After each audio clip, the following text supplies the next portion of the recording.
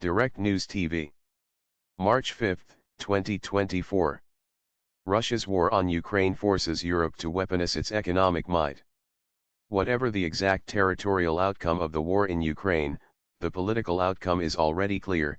Russia has lost its gambit to create a vassal state and buffer zone in Eastern Europe, because Ukraine's westward course is now irreversible. That was one of the key messages of an international symposium of diplomats and academics who gathered at Cambridge University under the auspices of the Center for Geopolitics on Thursday, April 4. The focus was the Maidan Revolution of 2013, which overthrew Ukraine's Moscow-friendly President Viktor Yanukovych and set the country on a path towards Europe, but it also dwelled on Russian President Vladimir Putin's full-scale invasion of the country in February 2022. Putin has lost Ukraine. It has become crystal clear.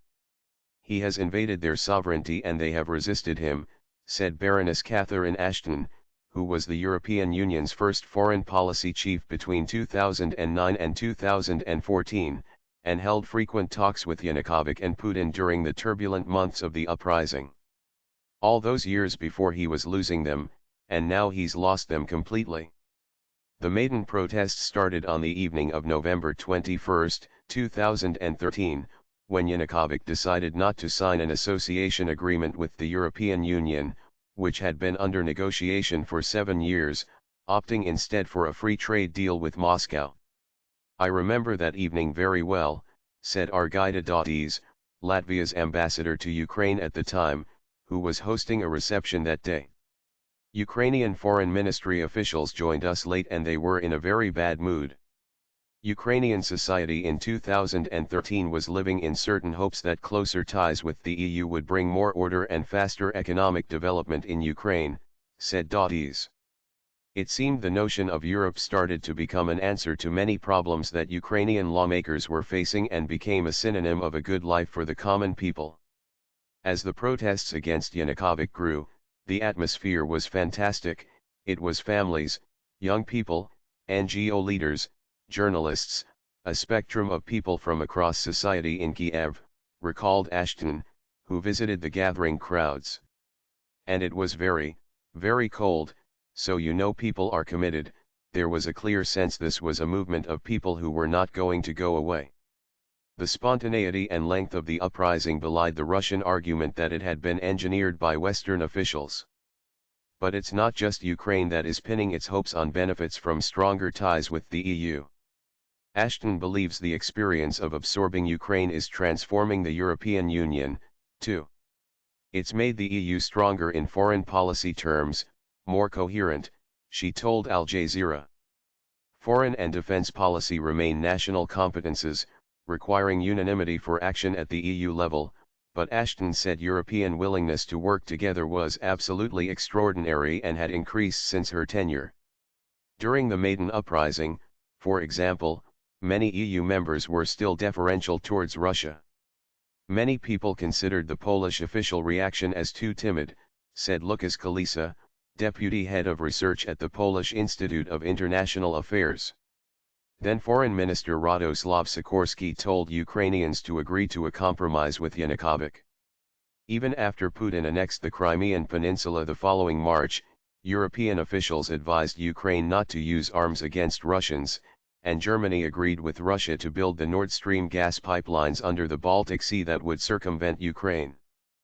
Poland is now one of Ukraine's most unequivocal allies. Germany has abandoned Nord Stream, and the EU has imposed a dozen sanctions packages against Russia and is this year putting in place predictable, multi-year military and financial aid to Ukraine. "The EU has never understood how strong it is," said Ashton.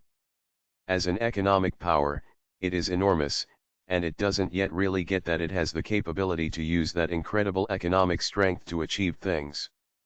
It was high time," she said, "for EU leaders to start forming security strategies for the next 50 years. In December, the EU invited Ukraine and Moldova to start their membership processes, and that, too, was seen as a form of security.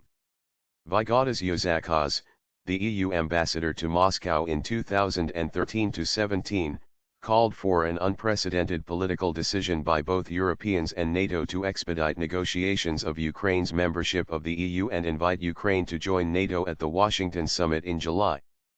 Both processes normally take several years, but membership would strengthen Ukraine's hand in negotiations with Russia to end the war, whenever they took place, Uzakov said. For the same reason, he called for the deployment of NATO troops to Ukraine and immediate and urgent, massive military and financial support to Ukraine so it regains the momentum and can talk to the enemy from a position of strength. NATO Secretary-General Jens Stoltenberg this week reportedly proposed a NATO aid package that would send $100 billion in military assistance to Ukraine over 5 years.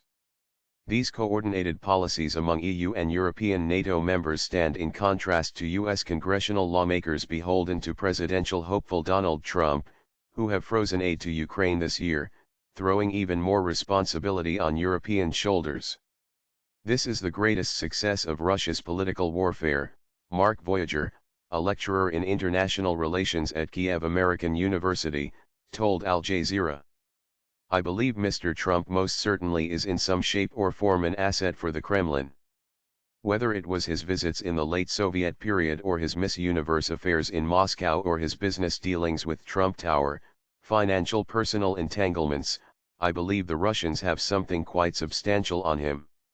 Investigations in the US, however, have so far failed to turn up evidence that Moscow holds any compromising information about Trump that could make the former US president susceptible to political pressure from Moscow.